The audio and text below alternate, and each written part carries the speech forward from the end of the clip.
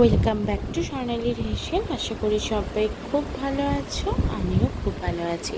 আজকে তোমাদের সাথে শেয়ার করব জন্মাষ্টমীর স্পেশাল তালের বড়ার রেসিপি, যার শর্টস কিন্তু তোমাদের কাছে আগেই পৌঁছে গেছে। জানি অনেকটা দেরি হয়ে গেল, কী করবো বলো, এডিট করতে দেরি হয়ে গেছে। দেখো, প্রথমেই তালটাকে ছাড়িয়ে নিচ্ছি। একটা ভারী কিছু দিয়ে তালের গায়ে আঘাত করলে তাহলে তালের এই যে খোসাগুলো খুব সহজে কিন্তু ছিঁড়ে আসবে। তালটা বেশ বড় ছিল, তাই প্রথম দিকে একটু অসুবিধা হলেও পরে কিন্তু ম্যানেজ হয়ে গিয়েছিল। তালের আঠিগুলোকে জলে ভিজিয়ে রাখলাম কিছুক্ষণ, যাতে নরম হয়।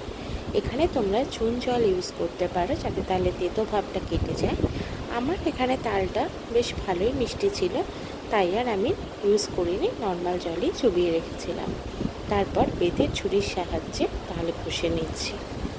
মাঝখানে দুটো নারকেল ভেঙে নারকেলও কিন্তু কুড়িয়ে নিয়েছি, নিশ্চয়ই দেখেছো। দেখো তালের পাল্পটা কত সুন্দর বেরিয়েছে।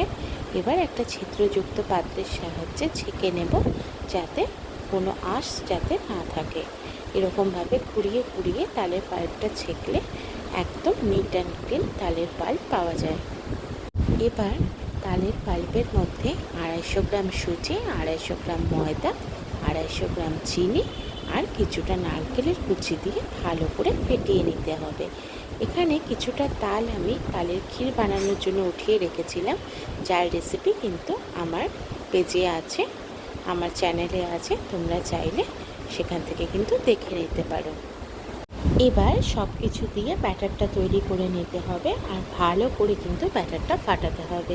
যত বেশি ফাটাতে পারবে তত কিন্তু তালের বড়া ফুলবে।